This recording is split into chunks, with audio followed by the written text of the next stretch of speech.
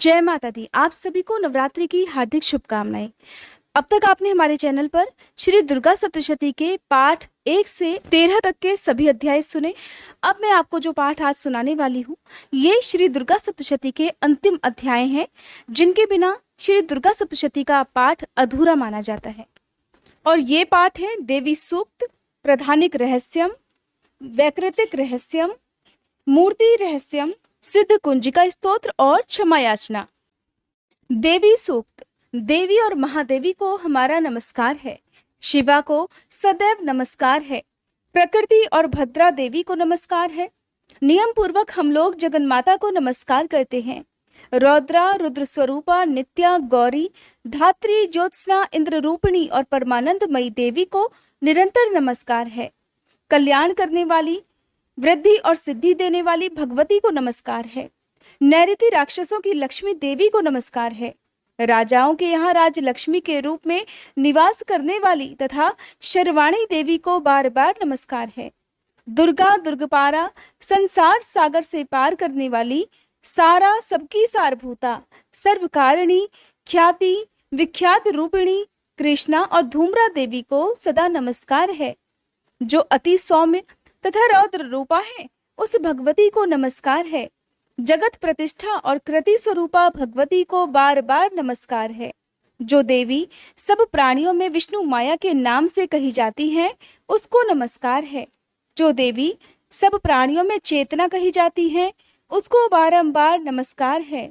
जो देवी सब प्राणियों में बुद्धि रूप से स्थित है, उनको नमस्कार है, उनको नमस्कार है, उनको नमस्कार है।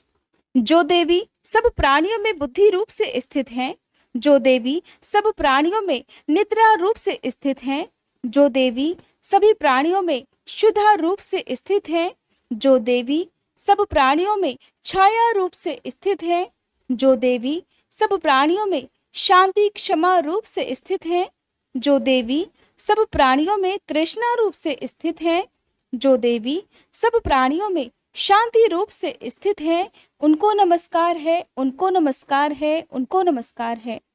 जो देवी सब प्राणियों में जाति रूप से स्थित है, जो देवी सब प्राणियों में लज्जा रूप से स्थित है, जो देवी सब प्राणियों में श्रद्धा रूप से स्थित है, जो देवी सब प्राणियों में कांति रूप से स्थित है, जो देवी सब प्राणियों में लक्ष्मी रूप से स्थित है, जो देवी सब प्राणियों में वृत्ति रूप से स्थित है, जो देवी सब प्राणियों में स्मृति रूप से स्थित है, जो देवी सब प्राणियों में दया रूप से स्थित है, जो देवी सब प्राणियों में तुष्टि रूप से स्थित है, जो देवी सब प्राणियों में माता रूप से स्थित है, जो देवी सब प्राणियों में भ्रांति रूप से स्थित है, उनको नमस्कार है, उनको नमस्कार है, उनको बारंबार नमस्कार है।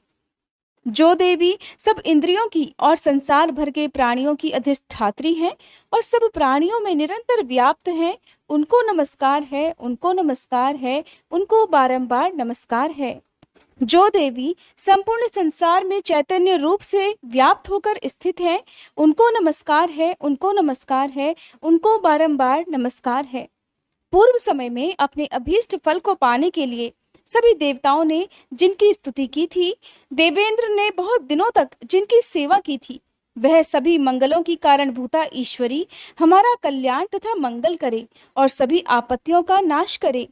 प्रबल दैत्यों से कष्ट पाकर हम लोग जिनको प्रणाम करते हैं, जो भक्ति भाव से विनम्र पुरुषों द्वारा स्मरण करने पर तत्काल ही सभी विपत्तियों का नाश कर देती हैं, वे कल्याणकारिणी भगवती हमारी विपत्तियों को दूर करें।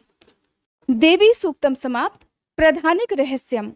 इस सप्तशती के तीनों रहस्यों के नारायण ऋषि, अनुष्ठुप छंद और महाकाली, महालक्ष्मी और महासरस्वती देवता हैं। शास्त्र द्वारा प्रतिपादित उत्तम फल की प्राप्ति के लिए जप में इसका विनियोग होता है। राजा ने कहा, हे भगवान, आपने चंडिका देवी के अवतारों का वर्णन किया है, किंतु हे ब्राह्मण, अब उन अवतारों का मूलभूत मुख्य स्वरूप बतलाइए। और हे द्विज, देवी के जिस स्वरूप की आराधना जिस विधि से मुझे करनी चाहिए, वह स्वरूप और आराधना करने की विधि मुझ विनीत से विधि पूर्वक कहिए। ऋषि ने कहा, यह रहस्य परम गुप्त है, अर्थात किसी से कहने योग्य नहीं है। परंतु हे राजन, तुम भक्त हो, इसलिए ऐसा कोई विषय नहीं है जो मैं तुमसे ना कहूं। सबकी आदि रूपा सत्व रज तम तीनों गुण वाली परमेश्वरी महालक्ष्मी है। वह लक्ष्य और अलक्ष्य स्वरूपा है और संपूर्ण जगत में व्याप्त है। हे राजन, वे हाथों में मातुलिंग, गदा, खेट और पान पात्र तथा सिर पर नागलिंग और योनि धारण करती हैं। वह तपाए हुए स्वर्ण के समान कांति वाली, तपाए हुए सोने के समान सुंदर आभूषणों को धारण किए हुए देवी अपने तेज से संपूर्ण आकाश को परिपूर्ण करती हैं। उस परमेश्वरी ने संपूर्ण संसार को शून्य देखकर केवल तमोगुण से एक दूसरा श्रेष्ठ रूप धारण किया है। वह काजल के ढेर के समान कांति वाली, दाढ़ों से शोभायमान सुंदर मुख वाली, विशाल नेत्रों से शोभित तथा पतली कमर वाली स्त्री रूप है। ढाल, तलवार, प्याले और कटे हुए मस्तक से सुशोभित, चार भुजा वाली और वक्ष स्थल पर कबंध तथा मस्तक पर मुंडों की माला धारण किए हुए उस तामसी स्त्री ने महालक्ष्मी जी से कहा, हे माता, तुम मेरा नाम रखो और मुझे काम बताओ, मैं आपको नमस्कार करती हूँ। महालक्ष्मी ने उस तामसी स्त्री से कहा, मैं आपके नाम और कर्म बताती हूँ। महामाया, महाकाली, महामारी, क्षुधा, तृषा, निद्रा, तृष्णा, एक वीरा, कालरात्रि और दुरत्या, ये तुम्हारे नाम कर्मों के अनुसार हैं। इन नामों से तुम्हारे कर्मों को जानकर जो मनुष्य स्तुति करता है वह सुख पाता है। हे राजन, महालक्ष्मी ने उससे यह कहकर अतिशुद्ध सतोमुखी चंद्रमा के समान कांति वाला दूसरा रूप धारण कर लिया। वह उत्तम स्त्री अक्षमाला, अंकुश, वीणा और पुस्तक धारण किए हुए थी। महालक्ष्मी ने उनके ये भी नाम रख दिए, महाविद्या, महावाणी, भारती, वाक, सरस्वती, आर्या, ब्राह्मी, कामधेनु, वेद गर्भा और धीश्वरी। उसके बाद महालक्ष्मी ने महाकाली और महासरस्वती से कहा, आप दोनों देवी अपने स्वरूप के अनुसार स्त्री पुरुष का जोड़ा उत्पन्न करो। तब महालक्ष्मी ने उन दोनों से यह कहकर हिरण्यगर्भ सुंदर कमल पर बैठा हुआ स्त्री पुरुष का एक जोड़ा स्वयं उत्पन्न किया। इसके बाद माता महालक्ष्मी ने पुरुष को ब्राह्मण, विधेय, विरंची तथा धातः इस प्रकार संबोधित किया और स्त्री को श्री, पद्मा, कमला, लक्ष्मी इत्यादि नामों से पुकारा। महाकाली और महासरस्वती ने भी स्त्री पुरुष के जोड़े उत्पन्न किए। हे राजन, उनके भी स्वरूप और नाम को कहता हूँ। महाकाली ने नीलकंठ, रक्तबाहु, श्वेतांग और चंद्रशेखर पुरुष और एक गौरी स्त्री को उत्पन्न किया। पुरुष के रुद्र, शंकर, स्थाणु, कपर्दी और त्रिलोचन तथा स्त्री के त्रयी, विद्या, कामधेनु, भाषा, अक्षरा और स्वरा नाम रखे। हे राजन, सरस्वती ने गौरी स्त्री और कृष्ण पुरुष को उत्पन्न किया। उन दोनों के नाम भी कहता हूँ। पुरुष के विष्णु, कृष्ण, ऋषिकेश, वासुदेव और जनार्दन तथा स्त्री के उमा, गौरी, सती, चंडी, सुंदरी, सुभगा और शिवा नाम रखा है। इस प्रकार वे तीनों स्त्रियां शीघ्र ही पुरुषत्व को प्राप्त हो गईं। उनको दिव्य दृष्टि वाले पुरुष ही देखते हैं, न कि दूसरे लोग। हे राजन, महालक्ष्मी ने त्रय विद्या रूपा सरस्वती को पत्नी के रूप से ब्रह्मा जी को समर्पित कर दिया तथा वर देने वाली गौरी को शंकर और लक्ष्मी देवी को भगवान वासुदेव के लिए समर्पित किया। ब्रह्मा जी ने सरस्वती जी के साथ मिलकर ब्रह्मांड को उत्पन्न किया और वीर्यवान भगवान रुद्र ने गौरी जी के साथ मिलकर उसे भेदन किया। हे राजन, उस ब्रह्मांड से महतत्व आदि 23 तत्व और स्थावर जंगम रूप महाभूतात्मक संपूर्ण जगत उत्पन्न हुए। भगवान विष्णु ने लक्ष्मी जी के साथ उस जगत का पालन किया और महादेव ने गौरी जी के साथ उसका संहार किया। हे महाराज, महालक्ष्मी सर्वसत्वमय ईश्वरी हैं। वह निराकार होते हुए भी साकार हैं, अतः उनके कई नाम हैं। वह अपने नामों के सिवा अन्य किसी प्रत्यक्ष आदि प्रमाण से नहीं जानी जा सकती हैं। प्रधानिक रहस्यम समाप्त। वैकृतिक रहस्यम। ऋषि ने कहा, हे राजन, मैंने जिस तामसी, सात्विकी और राजसी त्रिगुणा देवी का वर्णन किया है वह शर्वा, चंडिका, दुर्गा, भद्रा और भगवती भी कहलाती हैं। तमोगुण वाली महाकाली विष्णु भगवान की योग निद्रा है, जिसकी स्तुति मधुकैटभ के नाश के लिए श्री ब्रह्मा जी ने की थी। वह काजल के समान कांति वाली हैं। उनकी 10 मुख, 10 भुजाएं, 10 पैर और 30 विशाल नेत्र हैं। हे राजन, उनके दांत और दाढ़ें चमकती हैं। यद्यपि उनका रूप भयंकर है, फिर भी वे भक्तों को रूप, सौभाग्य, कांति और महती संपदा को देने वाली हैं। वह अपने हाथों में खड्ग, बाण, गदा, शूल, शंख, चक्र, भुशुंडी, परिघ, धनुष और रुधिर टपकता हुआ सिर धारण करती हैं। वह दुर्त्यया महाकाली विष्णु जी की माया है, जिनकी आराधना करने से चराचर जगत वश में हो जाता है। जो संपूर्ण देवताओं के शरीर से उत्पन्न हुई है, वह अतुल कांति वाली महिष मर्दनी तथा 3 गुणों वाली साक्षात महालक्ष्मी है। उनका मुख श्वेत, भुजाएं नीली, स्तनमंडल श्वेत, कटी और चरण लाल और जांघें नीली हैं। वह उत्कट मद वाली है। उनका जघन विचित्र है और वह विचित्र माला, वस्त्र और आभूषणों को धारण करती हैं। वह विचित्र लेपन करती हैं और वह रूप लावण्यवती और सौभाग्यवती हैं। यद्यपि उनकी भुजाएं असंख्य हैं, फिर भी उनको 18 भुजाओं वाली मानकर पूजा करनी चाहिए। अब उनकी दाहिनी ओर के निचले भुजाओं से लेकर बाईं ओर की निचली भुजाओं तक में क्रमशः जो अस्त्र शस्त्र हैं, उनका वर्णन किया जाता है। उनकी भुजाओं में अक्षमाला, कमंडल, बाण, तलवार, वज्र, गदा, चक्र, त्रिशूल, फरसा, शंख, घंटा, फांसा, शक्ति, दंड, ढाल, धनुष, पान पात्र और कमंडल शोभित हैं। वह कमल पर विराजमान है।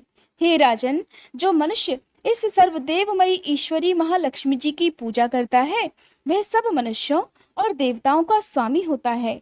हे राजन, जो गौरी की देह से उत्पन्न हुई है और सत्व गुण प्रधान है, वह शुभ निशुभ असुर को मारने वाली साक्षात सरस्वती है।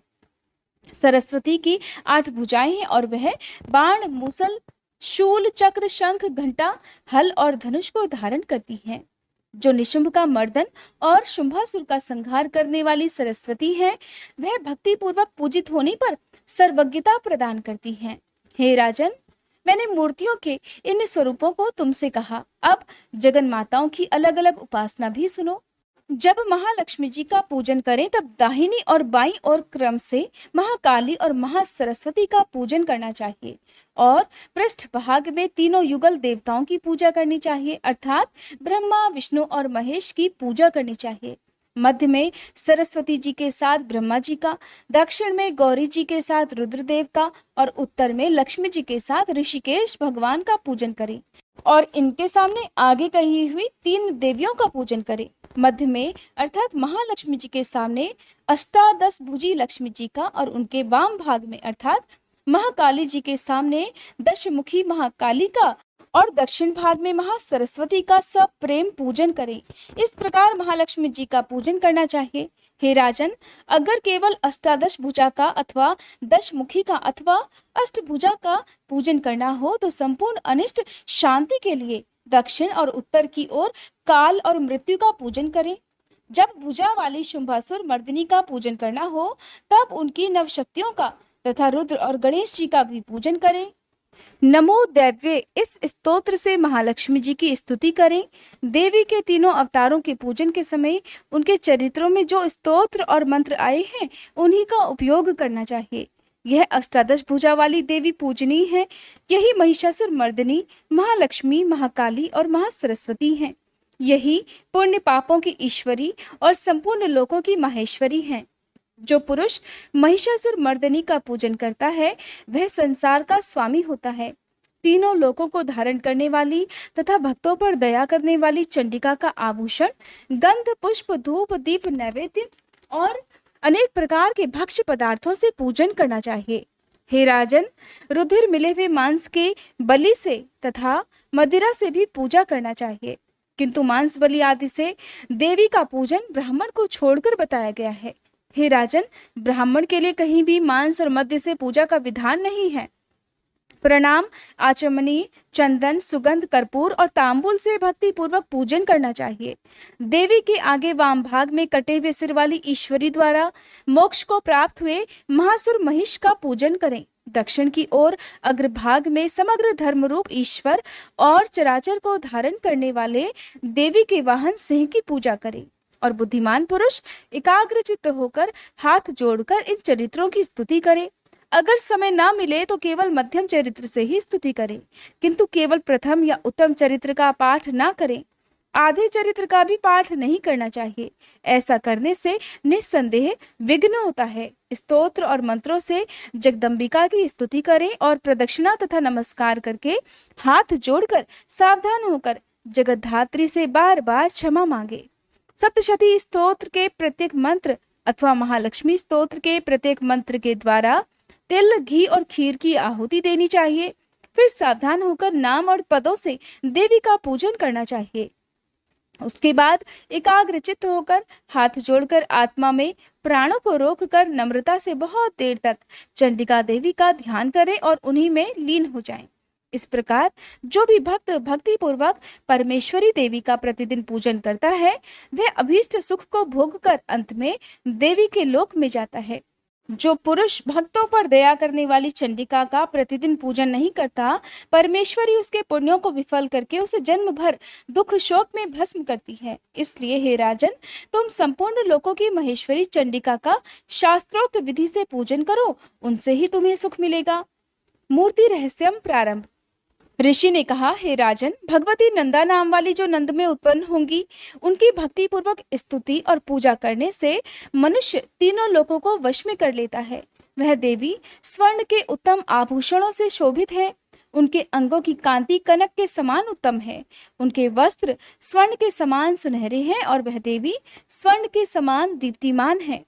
कमल, अंकुश, पाश और शंख से उनकी चारों भुजाएं शोभित हैं और उनके इंदिरा, कमला, लक्ष्मी, श्री रुक्मांबुजा आसना, स्वर्ण कमल के आसन पर विराजमान देवी के ये नाम हैं।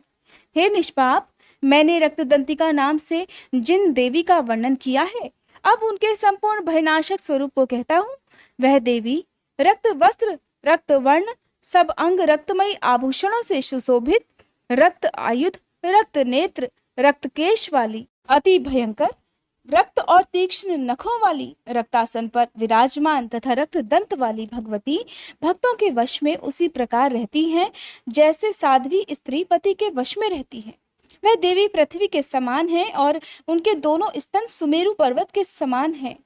वे देवी सभी कामनाओं को पूर्ण करने वाली अपने भक्तजनों को स्नेह से अपने दोनों स्तनों से पान कराती हैं। देवी की चारों भुजाएं खंग, पात्र, हल और मूसल से सुशोभित हैं।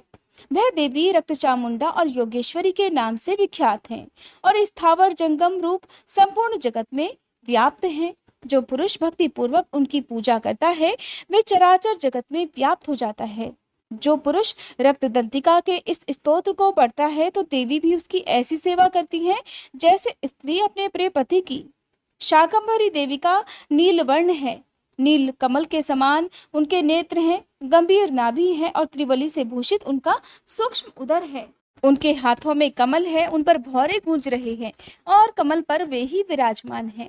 पुष्प, पल्लव, मूल और फल से युक्त अनेकों सुंदर रसों वाले, क्षुधा, तृष्णा, मृत्यु और वृद्धावस्था को दूर करने वाले शाक समूह तथा चमकते हुए धनुष को धारण करती हैं। वह परमेश्वरी शाकंभरी, शताक्षी है और दुर्गा कही गई हैं। वे ही विशोका, दुष्टदमनी, उमा, गौरी, सती, चंडी, कालिका और विपत्तियों का विनाश करने वाली पार्वती जी हैं। जो मनुष्य शाकंभरी देवी का ध्यान, जप, पूजन, स्तुति और नमस्कार करता है, वह शीघ्र ही अन्न, पान और अमृत रूप फल पाता है। भीमा देवी भी नीलवर्ण है। उनकी दाढ़ें और दांत बहुत सुंदर हैं। उनके नेत्र विशाल हैं, गोल और स्थूल कुच हैं। वे चंद्रहास, डमरू, कपाल और ढाल तलवार धारण करती हैं। वही एक वीरा कालरात्रि कामदा नाम से कही जाती हैं। भ्रामरी देवी की कांति विचित्र है। वे अपने तेजोमंडल के कारण दुर्घष दिखाई देती हैं।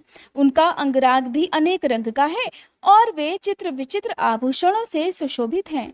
चित्र, भ्रमरपाणी और महामारी, इन नामों से इनका गुणगान किया जाता है। हे राजन, देवी की ये मूर्तियां शास्त्र में वर्णित हैं। ये मूर्तियां जगन माता चंडिका की कामधेनु कहलाती हैं, अर्थात कामधेनु के समान मनोवांछित फल देने वाली हैं। अतः पूर्ण प्रयास करके तुम निरंतर देवी की आराधना में लगे रहो। सप्तशती के मंत्रों के पढ़ने मात्र से ही प्राणी ब्रह्म हत्या के समान घोर 7 जन्म के पापों से मुक्त हो जाते हैं। हे राजन, मैंने अत्यंत गुप्त से गुप्त देवी का ध्यान तुमसे कहा। विधि पूर्वक यह ध्यान करने से इच्छानुसार फल मिलता है। उनकी कृपा से तुम सर्वमान्य हो जाओगे। देवी सर्वरूपमयी है और संपूर्ण संसार देवीमय है। अतः मैं उन विश्वरूपा परमेश्वरी को बारंबार नमस्कार करता हूँ। मूर्ति रहस्य समाप्त। आप सुनिए सिद्ध कुंजिका स्तोत्र। भगवान शंकर ने देवी पार्वती से कहा, हे देवी सुनो, मैं उत्तम कुंजिका स्तोत्र का वर्णन करता हूँ, जिस मंत्र के प्रभाव से देवी का जप अर्थात पाठ सफल होता है। पाठ के लिए कवच, अर्गला, कीलक, रहस्य, सूक्त, ध्यान, न्यास, यहाँ तक कि अर्चन भी आवश्यक नहीं है। केवल कुंजिका स्तोत्र मात्र से ही दुर्गा पाठ का फल प्राप्त हो जाता है। यह कुंजिका स्तोत्र अत्यंत गुप्त और देवों के लिए भी अत्यंत दुर्लभ है। हे पार्वती, इसे गुप्तांग की तरह प्रयत्न पूर्वक रखना चाहिए। यह उत्तम कुंजिका स्तोत्र केवल पाठों के द्वारा मारण, मोहन, वशीकरण, स्तंभन और उच्चाटन आदि उद्देश्यों को सिद्ध करता है। मंत्र है ओम ऐं ह्रीं क्लीं चामुंडाय विच्चे। ओम ग्लौं हुं क्लीं जुं सह ज्वालाय ज्वालाय ज्वल ज्वल प्रज्वल प्रज्वल। ऐं ह्रीं क्लीं चामुंडाय विच्चे। ज्वल हं सं लं शं फट स्वाहा। अर्थात हे रुद्र स्वरूपिणी तुम्हें नमस्कार है। हे मधुदैत्य को मारने वाली तुम्हें नमस्कार है। हे कैटभ विनाशिनी को नमस्कार है। महिषासुर को मारने वाली देवी आपको नमस्कार है। शुंभ का हनन करने वाली और निशुंभ को मारने वाली आपको नमस्कार है। हे महादेवी, मेरे जप को जागृत करो और सिद्ध करो। अहंकार के रूप में सृष्टि स्वरूपिणी, ह्रीं के रूप में सृष्टि का पालन करने वाली, क्लीं के रूप में काम रूपिणी तथा निखिल ब्रह्मांड की बीज रूपिणी देवी आपको नमस्कार है। चामुंडा के रूप में चंड विनाशिनी और यकार के रूप में आप वर देने वाली हो। विच्चय के रूप में आप नित्य ही अभय देती हो। इस प्रकार ऐं ह्रीं क्लीं चामुंडाय विच्चय आप इस मंत्र का स्वरूप हो। धांग धींग धूंग के रूप में धुर्जटी अर्थात शिव जी की पत्नी हो। वांग विंग वुंग के रूप में आप वाणी की अधीश्वरी हो। क्रांग क्रीं क्रूंग के रूप में कालिका देवी। शांग शींग शूंग के रूप में आप मेरा कल्याण करो। हुंग हुंग हुंकार स्वरूपिणी, जंग जंग जंग जंभनाशिनी। भ्राम भ्रीम भ्रू के रूप में हे कल्याणकारिणी भैरवी भवानी आपको बारंबार प्रणाम है। अंग कंग चंग टंग तंग पंग यंग शंग विंग दुंग एंग विंग हंग शंग धी जागरम। इन सबको तोड़ो और दीप्त करो। स्वाहा। पाम पीम पूंग के रूप में आप पार्वती पूर्णा हो। खांग खींग खूंग के रूप में आप खेचरी अर्थात आकाश चारणी अथवा खेचरी मुद्रा हो। सांग सींग सोंग स्वरूपिणी सप्तशती देवी के मंत्र को मेरे लिए सिद्ध करो। यह कुंजिका स्तोत्र मंत्र को जगाने के लिए है। इसे भक्तिहीन पुरुष को नहीं देना चाहिए। हे देवी, इसे गुप्त रखो। हे देवी, जो बिना कुंजिका स्तोत्र के सप्तशती का पाठ करता है उसे उसी प्रकार सिद्धि नहीं मिलती जिस प्रकार घने वन में रोना निरर्थक होता है। अब सब मिलकर सच्चे मन से मां भगवती से क्षमा याचना करें। हे परमेश्वरी, मेरे द्वारा रात दिन सहस्त्रों अपराध होते रहे हैं, अतः आप मुझे अपनी सेवक समझकर कृपा पूर्वक मेरे उन अपराधों को क्षमा करो। न तो मैं आह्वान करना ही जानती हूँ, न विसर्जन करना ही जानती हूँ और न पूजा ही करना जानती हूँ। हे परमेश्वरी, मुझे क्षमा करो। हे सुरेश्वरी, मैंने जो मंत्रहीन, क्रियाहीन और भक्तिहीन पूजन किया है वह सब आपकी दया से पूर्ण हो। सैकड़ों अपराध करके भी भक्त आपकी शरण में आकर केवल जगदम्ब कहकर ही मोक्ष को प्राप्त करते हैं, जिसे ब्रह्मादि देवगण भी पाने में असमर्थ होते हैं। हे जगदम्बिके, मैं अपराधी हूँ किंतु आपकी शरण में आई हूँ, अतः इस समय मैं दया की पात्र हूँ। आप जैसा चाहो वैसा करो। अज्ञानवश या बुद्धि भ्रम होने के कारण भूल से मैंने जो कुछ भी कम या अधिक कर दिया हो, हे देवी, हे परमेश्वरी, सब अपराध क्षमा करो और प्रसन्न हो। हे जगन्माता, हे कामेश्वरी, सच्चिदानंद स्वरूपिणी परमेश्वरी, आप प्रेम पूर्वक मेरी यह पूजा स्वीकार करो और मुझ पर प्रसन्न हो। आप गुप्त से भी गुप्त वस्तु की रक्षा करने वाली हो। आप मेरे किए हुए इस जप को ग्रहण करके मेरे सभी अपराधों को क्षमा करो। हे देवी, हे महेश्वरी, आपकी कृपा से मुझे सिद्धि की प्राप्ति हो। प्रेम से बोलिए श्री दुर्गे मैया की जय। श्री दुर्गा सप्तशती की जय। श्री दुर्गा सप्तशती पाठ संपूर्ण।